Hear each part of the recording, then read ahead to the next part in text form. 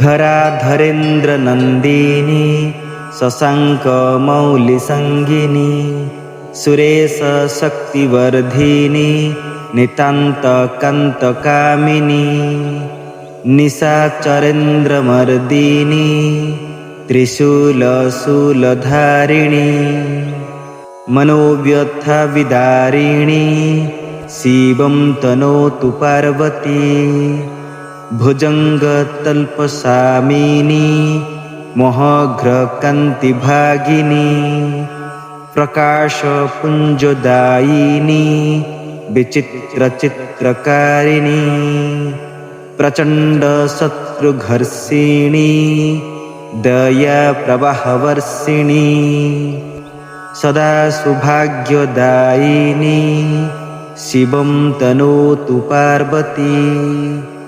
प्रकृष्टसृष्टिकारिका प्रचण्डनृत्यनर्तिका पनाकपाणिधारिका गिरिसर्गमालिका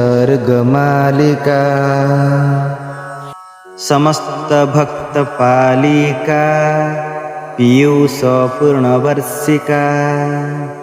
सौभाग्यरेखवर्जिका शिवं तनोतु पार्वती तपश्चरी कुमारिका जगत्परा प्रहेलिका विशुद्धभावसाधिका शुद्धा सारित्प्रवाहिका